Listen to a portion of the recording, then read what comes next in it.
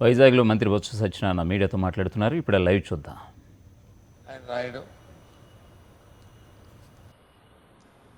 పూర్తిగా దాన్ని నిర్ద్వందంగా దాన్ని ఖండిస్తున్నాను.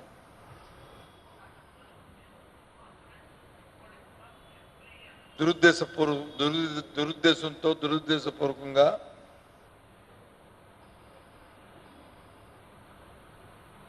ఎన్నికల కమిషన్ అంటే నిష్పక్షపాతంగా ఉండాలి,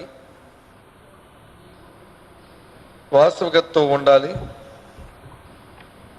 వాస్తవాలను వక్రీకరిస్తూ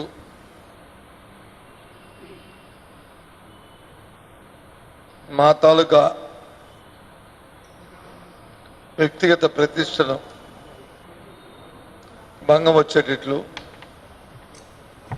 కించపరిచేటట్లు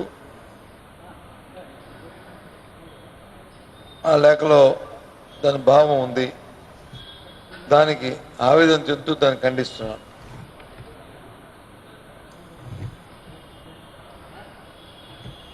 ఈ రాష్ట్రంలో సుదీర్ఘమైన రాజకీయ జీవితంలో నేను కానీ మా సహచర మంత్రి పెద్దిరెడ్డి గారు కానీ ఉన్నాం. మొదటిసారి నేను క్యాబినెట్ మంత్రిని కాదు, మూడవసారి క్యాబినెట్ మంత్రిని. ఒకసారి పార్లమెంట్ సభ్యుడిగా కూడా ఉన్నా. నా సహచర మంత్రి గారు కూడా అంతే, నాకంటే ఇంకా 10 దఫాలు ఎమ్మెల్యేగా శాసనసభ్యుడిగా కూడా దీంతో పాటు ఉన్నారు. చట్టమన్నా రాజ్యాంగమన్నా గౌరవంతో ఎప్పుడు రాజ్యాంగం వలన కానీ చట్టం వలన కానీ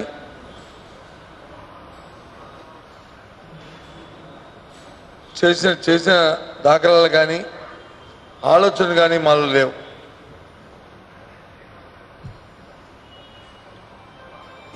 ఆ నేపథ్యంలో ఆ గౌరవంతోనే ప్రజానికం మమ్మల్ని ఎన్నుకుంటూ వస్తూ ఉన్నారు. ఈరోజు గౌరవనీయ జగన్మోహన్ రెడ్డి గారి క్యాబినెట్లో మంత్రిగా కూడా కొనసాగుతున్నారు.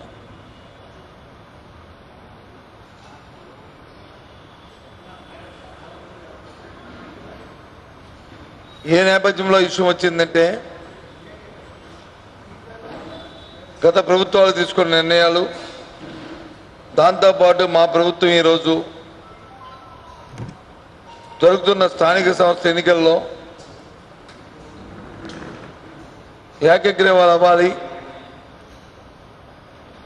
వాటికి ప్రోత్సాహాలు ఇస్తున్న నేపథ్యంలో గ్రామాల్లో కక్షలు ఉండకూడదు, కారుణ్యాలు ఉండకూడదు, వర్గాలు ఉండకూడదు, గ్రామాభివృద్ధి సమిష్టిగా జరగాలనే ఒక ఉద్దేశంతో, ఒక సదుద్దేశంతో ఈ ప్రభుత్వం పనిచేస్తున్న నేపథ్యం. దానికి తగ్గ ప్రచారాన్ని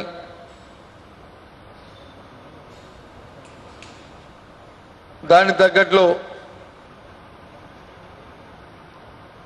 ప్రజల్లో వాళ్ళకు ఒక అవేర్నెస్ తీసుకురావడానికి కార్యక్రమాన్ని చేపట్టి చేస్తున్నాం. దానికి విరుద్ధంగా ఎన్నికల కమిషన్ వారి భాష, వారి వ్యవహార శైలి, వారు చెప్తున్న పత్రికా సమావేశాలు అనే సమావేశాలు ఇస్తున్న ఉపన్యాసాలు, వారు తీసుకుంటున్న నిర్ణయాలు విరుద్ధంగా ఉన్న నేపథ్యంలో చట్టాన్ని, రాజ్యాంగాన్ని లోబడి ఇది ఆ స్ఫూర్తి కాదని చెప్పని ఆయనకి తెలియజెప్పడం జరిగింది.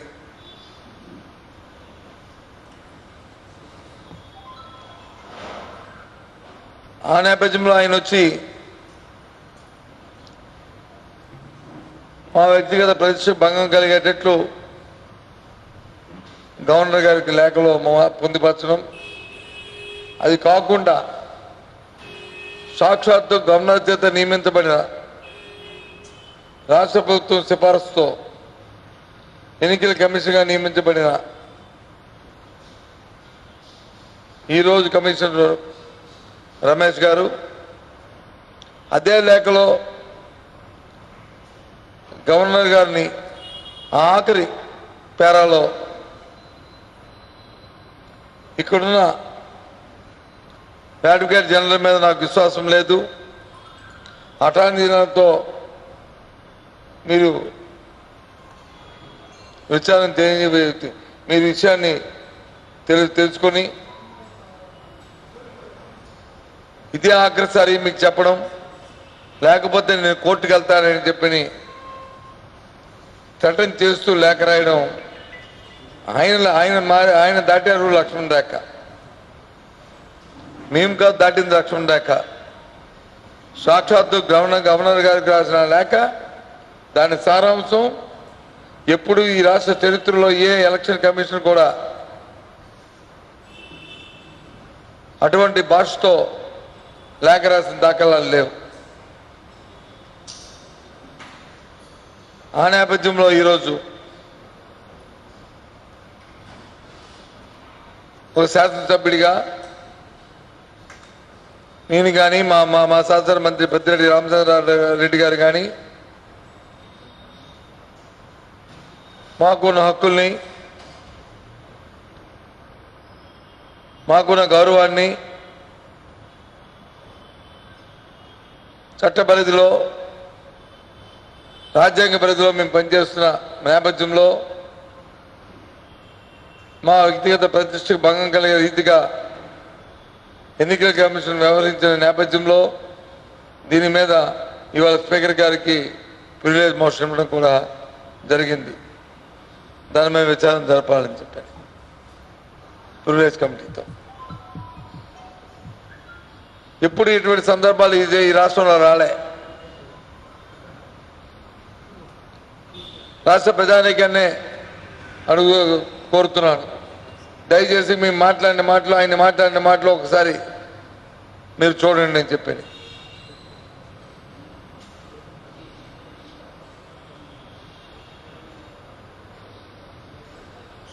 ఈ ప్రభుత్వం ఏ రోజైతే ఈ కోవిడ్ నేపథ్యంలో ప్రజల ప్రాణాలకి నష్టం కలుగుతారని చెప్పిన సందర్భాన్ని కాదని ఎన్నికల కమిషన్ నిర్ణయం తీసుకుంటే ప్రభుత్వానికి ఉన్న అవకాశాన్ని న్యాయ పరిధిలో మేము న్యాయస్థానానికి వెళ్ళాం. అది మా హక్కు. న్యాయస్థానం నిర్ణయం ఇచ్చింది. దాని మీద మళ్ళీ అప్పీల్ చేసే హక్కు ఎన్నికల కమిషన్కు ఉంది. ఆ హక్కును వారు వినియోగించుకున్నారు. దాని మీద మొదటి ఇచ్చిన నిర్ణయాన్ని ఆ కోర్టు దాన్ని తొలగించింది. దాని మీద మాకు హక్కు ఉంది. సుప్రీంకోర్టుకు వెళ్ళే అవకాశం ప్రభుత్వానికి ఉంటే దాన్ని మేము వినియోగించుకున్నాం. దాని మీద ఒక నిర్ణయం వచ్చింది, ఎన్నికలు జరపాలని. రాజ్యాంగం పట్ల, న్యాయ వ్యవస్థ పట్ల ఉన్న అంకిత భావంతో, గౌరవంతో దాన్ని శిరస వహిస్తూ పూర్తిగా ప్రభుత్వ యంత్రాంగం సహకరిస్తున్న నేపథ్యం, స్వేచ్ఛాయుతమైన వాతావరణంలో ఎన్నికలు జరగాలని కోరుకుంటున్న సందర్భం.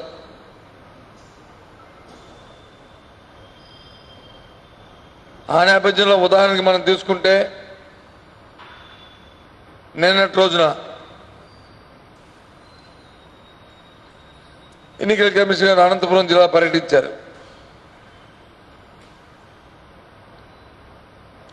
ఆ పర్యటనలో మొత్తం యంత్రాంగం అంతా కూడా, ప్రభుత్వ యంత్రాంగం అంతా కూడా ఆయన దగ్గర, ఆయన కనుసన్నల్లో ఆయన ఇచ్చిన నిబంధనల్ని, ఆయన ఇచ్చిన సూచనల్ని, ఆయన చెప్పిన మాటల్ని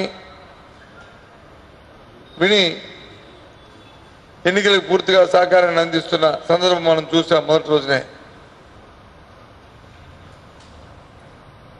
అంటే ప్రభుత్వం ఎంత బాధ్యతాయుతంగా ప్రవర్తిస్తుందో, రాజ్యాంగాన్ని ఏ రకంగా పరిరక్షించుకుంటున్నామో దానికి ఉదాహరణ.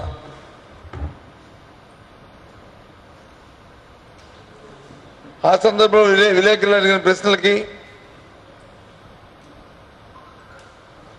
సోదరులు అడిగిన ప్రశ్నలకి ఏ రకంగా ఆయన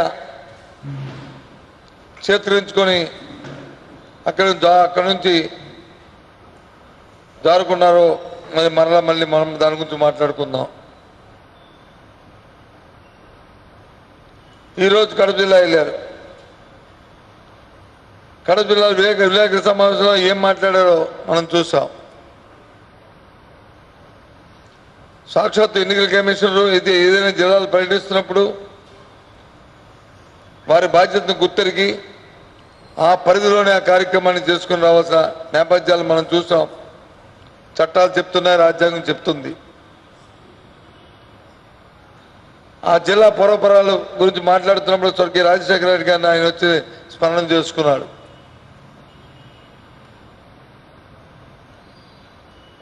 ఆ నేపథ్యంలో ఆయన పనిచేసిన విషయాన్ని కూడా ఆయన చెప్పాడు. చెబుతూ సిబిఐ కేసుల గురించి కూడా ఎత్తాడు. వాటి మీద ఆయన వ్యక్తిత్వం, భయం, భక్తుల గురించి కూడా మాట్లాడాడు. ఆయన ఈ సందర్భం అని అడుగుతున్నాను. ఇది అవసరమా అని అడుగుతున్నాను. ఎలక్షన్ కమిషన్ సూటిగా ప్రశ్నిస్తున్నాను. ఈ ఎలక్షన్ కమిషన్ తరగా బాధ్యత అని అడుగుతున్నాం. మీరు జిల్లాలో పర్యటిస్తున్నప్పుడు ఎలక్షన్ సంబంధించి ఎలక్షన్ పరిధిలో ఈ అంశాన్ని ప్రస్తావించవచ్చు. ఆ అంశాన్ని వచ్చి ఆదేశాలు ఇవ్వచ్చు. ఎన్నికలతో సంబంధమైన విషయాల్ని ముందుకు తీసుకొచ్చి ఏ విధంగా మీ రాజకీయ ఆలోచనతో, దృక్పథంతో ద్వంద్వ వైఖరితో మీ తాలూకా భాష ఉందో అది చూస్తే అర్థమవుతుంది. ఈ నేపథ్యంలో మేమేదైనా మాట్లాడితే అది లక్ష్మణ రేఖ. ఇది ఏ రేఖ మీరు దాటినట్టు.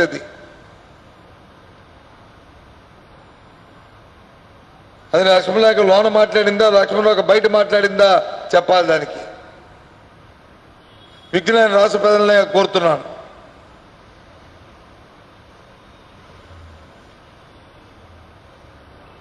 అది ఈ రోజే కాదు, గత జనవరి నుంచి ఇప్పటి వరకు జరిగిన ఏ ప్రెస్ మీట్ తీసుకున్నా, ఏ పత్రికా సమావేశం తీసుకున్నా పరిధిని దాటి, పరిధి మించి ఆరోపణలు చేస్తూ ప్రభుత్వం మీద ఆడిపోసుకుంటూ ఎవరికో లబ్ధి చేయడానికి, ఎవరో లబ్ధి కొరకు ఆయన ప్రయత్నాలు చేస్తూనే ఉన్నాడు. చాలా శోచనీయం. ఇది ఒక దుష్ట సాంప్రదాయం. రాబోయే తరాలకి ఇది ఒక దుష్ట సాంప్రదాయంగా తయారవుతుంది.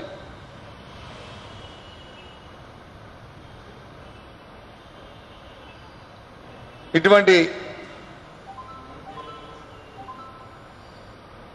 చర్యలు మంచిది కాదు, తప్పు. అందరూ రాజ్యాంగ పరిధిలో భారత రాజ్యాంగాన్ని గౌరవించుకుంటున్న వ్యక్తులు మనందరం కూడా. రాజ్యాంగ పరిధిలో ఉన్న వ్యక్తులు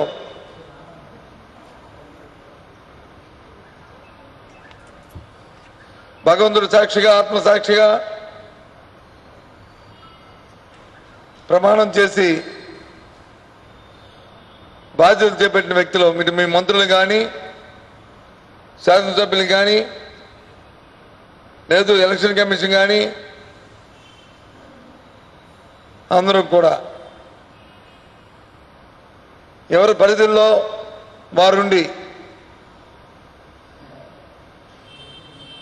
ఎవరికున్న బాధ్యతను వారు గుర్తెరిగి, అధికారం ఒకటే కాదు, బాధ్యత కూడా ముఖ్యం.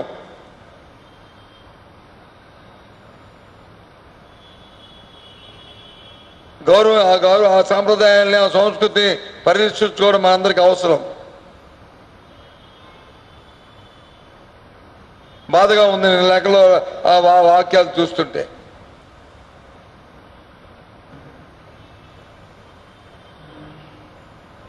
బాధగా ఉంది. ఇవాళ కడపలో ఆయన తాలూకా ప్రెస్ కాన్ఫరెన్స్ లో ఆయన మాట్లాడిన మాటలు చూస్తుంటే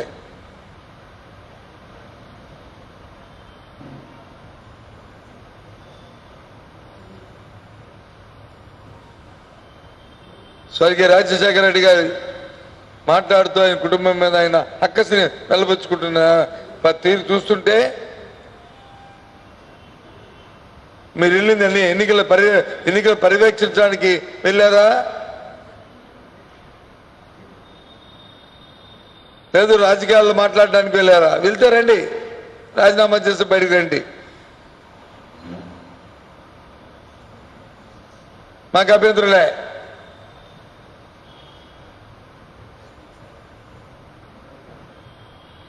ఈ ప్రభుత్వం వచ్చి గ్రామీణ ప్రాంతాలన్నీ కూడా సామరస్యంగా ఉండాలని, గ్రామాలన్నీ కూడా వర్గ వైమస్యాలు లేకుండా శాంతియుతంగా ఉండాలని, ఒక సాంప్రదాయబద్ధంగా గ్రామాన్ని అభివృద్ధి చేసుకోవాలని ప్రభుత్వం పూర్తిగా వాడికి తోడ్పాటిస్తుందని నమ్ముతున్న వ్యక్తులుగా ఎవరైనా మాటలు చెప్పినా సరే, ఎవరైనా కుతంత్రాలు పడినా సరే చంద్రబాబు నాయుడు కాదు ఆయన మొత్తాసు పలుకుతున్నా ఇలాంటి వ్యక్తులు కాదు. ఎవరు చెప్పినా సరే రాష్ట్రంలో మంచి వాతావరణం ఉండాలి, శాంతియుతంగా ఉండాలి, గ్రామాలు వచ్చి ఓ సాంప్రదాయబద్ధంగా ఉండాలి, గ్రామ అభివృద్ధి ధ్యేయంగా నడవాలి అంటే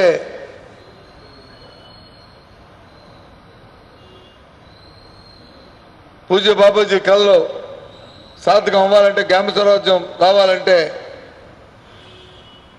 గ్రామాలన్నీ ఏకగ్రీవంగా ఎన్నికలు జరగాలనేది మా తాలూకా అభిమతం. మా పార్టీ విధానం, మా పార్టీ ధ్యేయం, మా ప్రభుత్వ విధానం అది. మరలా చెప్తున్నాం.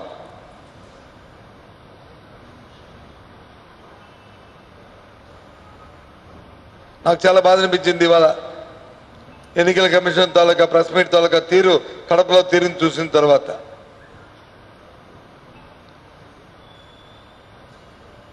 ఎన్నికలకు సంబంధం లేని విషయాలను అక్కడ మాట్లాడుతూ వ్యక్తుల మీద వచ్చి ఎత్తి పొడుస్తూ ఇండైరెక్ట్ గా ఆయనే మేధావి అనుకుంటున్నారు, ఆయనకే తిరుగుంది అనుకుంటున్నారు.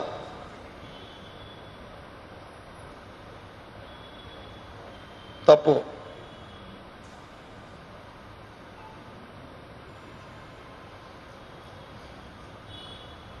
రాజ్యాంగంలో ఉంటున్న మాలాంటి వ్యక్తుల మీద ఆయన వచ్చి లేఖలు రాయడం అనేది చాలా తీవ్రంగా ఆవేదనతో ఇవాళ బాధతో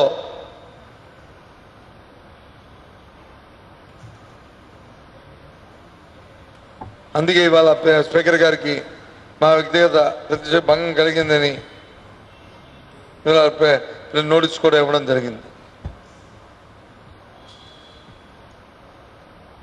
ఈ విషయాన్ని తెలియజేద్దామని మీ ద్వారా వచ్చాం. ఏదైనప్పటికీ కూడా ఎన్నికలు సజావుగా జరగాలని రాష్ట్రంలో కోరుకుంటున్నాం, శాంతియుతంగా ఉండాలని కోరుకుంటున్నాం.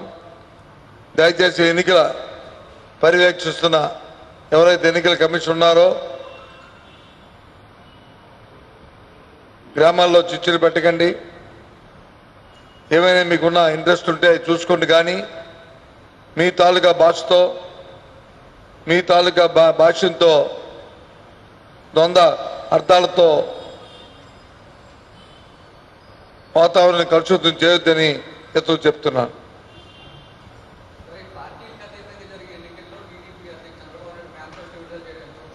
ఎస్, మీ మీద అడుగుతున్నాం. లక్ష్మణ్ రేఖ దాటేనంటున్నాం. చట్టంలో పెట్టాం, ఆంధ్ర రాష్ట్ర చట్టంలో సర్పంచ్ ఎలక్షన్లు అన్నీ కూడా పార్టీరతమైన ఎన్నికలు. ఎంపీటీసీ, జడ్పీటీసీ, ఎంపీపీ, జడ్పీ ఎన్నికలు పార్టీ ఎన్నికలు. పార్టీ ఎన్నికల్లో ఎవరు కూడా పార్టీల గురించి గుర్తులు కానీ జెండాలు కానీ ఇవి కానీ పట్టుకోకూడదని చెప్పని పెట్టాం. ఇది ఈరోజు చేసిన చట్టం కాదు. అటువంటి నేపథ్యంలో పార్టీ పరంగా నిర్ణయాలు తీసుకుంటున్నప్పుడు ఇంకో పార్టీ నీకు వచ్చి దాని మీద అధ్యక్షుని రేజ్ చేసినప్పుడు ఆ విషయాన్ని దాని మీద పరిశీలించి వాళ్ళ ప్రెస్ కాన్ఫరెన్స్లో ఎస్ అది తప్పు, ఎస్ కాదు చెప్పాల్సిన బాధ్యత ఎన్నికల కమిషన్ ఉందా లేదని అడుగుతున్నా. రాజ్యాంగంలో ఇవాళ చట్టపరంగా పార్టీ రేపు ఎన్నికలు అనుకున్నప్పుడు సయస్ ఈ పార్టీ వచ్చి దాన్ని వచ్చి అబ్జెక్షన్ రేజ్ చేసింది. నేను క్షుణ్ణంగా పరిశీలించాను. నా అభిప్రాయం విధిని చెప్పాల్సిన బాధ్యత ఆయనకు ఉంది. అవి చెప్పట్లే. ఎవరు అడిగిన విషయాల్ని, ఎవరి అతని విషయాల్ని ఆయనంత ఆయన అన్వయించుకుంటూ కొన్ని ఎన్నికల ప్రక్రియకి సంబంధం లేని విషయాలు కొన్ని ఆయన మాట్లాడుతూ చాలా బాధాకరం. దాంతోపాటు సాక్షాత్తు గవర్నర్ ఎవరి చేత నియమించబడ్డారో వారికే తడం చేస్తూ లెటర్ రాస్తున్నారు, లేఖ రాస్తున్నారు. ఇది ఆఖరు, మరి మీకు నేను చెప్పను, నేను కోర్టుకు వెళ్తాను అని ఒకసారి కాదు 2 సార్లు 3 సార్లు చెప్పాల్సిన అవసరం ఉంది అని లేఖలో రాస్తారు. This is lost. ఏమైపోతుంది? ఏ సందేశాన్ని మనం రాబోయే తరానికి ఇద్దాం అనుకుంటున్నాం? ఏ రకంగా చట్టాన్ని రాజ్యాంగాన్ని పరిరక్షించాలనుకుంటున్నాం?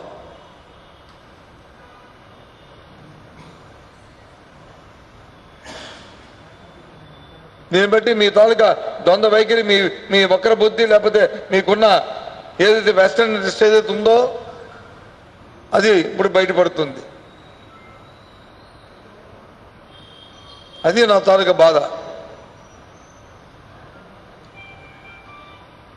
అంతేనా?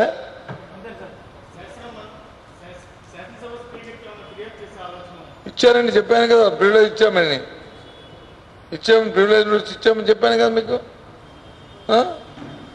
మా వ్యక్తిగతంగా మా తాలూకా ప్రతిష్ట భంగం కలిగినప్పుడు మా ప్రెసిడెంటింగ్ ఆఫీసర్ ఆయనే. సో కాబట్టి ఆయనకే ఈ రకంగా మా మీద నిద్ర మోపి మాట్లాడడం అనేది ఇది సాంప్రదాయం కాదు. ఎప్పుడు మేము ఇలాంటి పరిస్థితులు చూడలేదు. మేమేమి కొత్తగా రాజకీయాల్లోకి రాలేదు. ప్రజలతో ఎన్నుకోబడి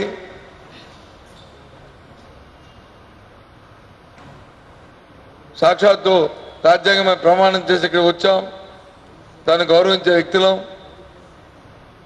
మా మీద ఇలాంటి అపాదులు వేయడం అనేది ఇది సమంజసం కాదని చెప్పని, మా హక్కుల్ని మీరే కాపాడాలని చెప్పి ఆయన కోరాం.